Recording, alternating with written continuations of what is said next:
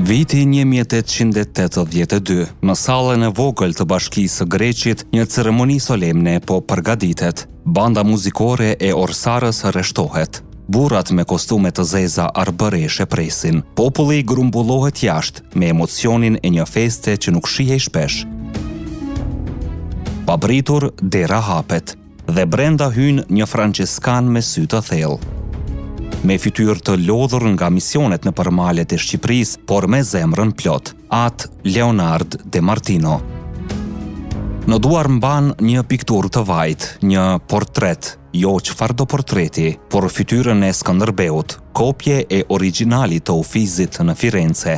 Me dorën që i dridhej pak, ai i adhuron fshatit të vet, Greqit, dhe të gjithë shpërthejnë në duar trokitje. E kush ishte ky njeri? Kush ishte ky franceskan arbëresh që u larguan nga komoditeti i Italisë për të kaluar qindra net në malet e Shqipërisë? Ky burr që hapi shkolla, që shkroi libra, që përktheu kryevepra, që mbronte gjuhën shqipe, që rriti një djalë të varfër Katundi dhe e shndroi atë në atë Gjergj Fishtën. Historia e tij është thuajse e harruar, por sot ne do ta sjellim të gjallë para jush. Përpara se të vazhdojmë, ju ftoj ta pëlqeni videon dhe të abonoheni në kanalin ton. Na ndihmoni jashtëzakonisht shumë që këto histori të rilindin. Leonardo de Martino lindi me 5 mars 1840 në fshatin Greqi të Kampanjës në Avellino, një nga kolonitë më të vjetra arbëreshe në Itali. Greqi ishte më shumë se një vend banim, ishte një copë shqipërie e mbjellë në tokën italiane. Gjuha, tradita, këngët dhe virtytet shqiptare ishin ruajtur atje prej shekujsh. Edhe pse shtëpit ishin prej guri italian, zemrat rrihnin arbërisht. Në këtë mjedis lindi Leonard de Martino, i biri i Leopoldit dhe Elizabeta Robertit. Për fëmirin e tij dihet pak, por dihet një gjë, ai lidhet ngushtë me historinë e dy Gjergjave, Skënderbeut dhe Fishtës. I pari heroj kombit, e i dyti poeti së ardhmës, të cilin ai vetë ende nuk e kishte takuar. Që fëmijë Leonardo kishte një thirrje të brendshme, t'i shërbente Shqipërisë. Të kthehej në trojet prej nga kishin ardhur sërgjysherit të tij, të ndihmonte popullin që po përpiqej të mbijetonte nën një pushtim të gjatë. Në moshë të re, ai u pranua te franceskanët observant të Sant'Angelos në Pulje, bëri kushtet e përkohshme në vitin 1859 e pastaj ato të përjetshme. Pastaj kreu studimet në Propaganda Fide në Rom, një shkollë e famshme që përgatiste misionarët për botën. Dhe me 1865 ju dha lajmi që e kishte pritur gjithë jetën. Do të dërgohesh në Shqipëri. Ai mbërriti në Shkodër, Troshan, Zadrim, në malet që nuk i njihte askush, në Katunde ku franceskanët kishin qenë shpesh të vetmit arsimtar, mjek, këshilltar, pajtimtar e shpresë. Leonardo de Martino jetoi në Shqipëri deri në vitin 1881. Ai nuk ishte vetëm prift, por hapës shkollash, arbëror në shpirt, poet i ndjeshëm, misionar i palodhur dhe më shumë se çdo gjë, mbrojtës i gjuhës shqipe. Kur Leonardo de Martino shkonte në përtrojet shqiptare, ai vërente diçka që i dhembte shpirti. Fëmijët shqiptar rriteshin analfabet. Shkolla në gjuhën shqipe ishte ëndër e ndaluar, por ai nuk u dorëzua. Në Troshan në vitin 1871 ai hapi shkollën e parë femërore. Në një kohë kur vajzat pothuajse nuk arsimoheshin askund, ai hapi dyert e dijes për to. Më vonë ai bëri të njëjtën gjë edhe për djemt, duke dhënë mësim vet. Vlen të theksohet, shumë prej atyre fëmijëve u bën figura të mëdha të kulturës shqiptare. Atë Gjergj Fishta, djali i varfër, zefi i vogël, të cilin de Martino e mori për tore, e mësoi, e formoi dhe e shndroi në poetin që do të ngrinte letërsinë shqipe në Maja.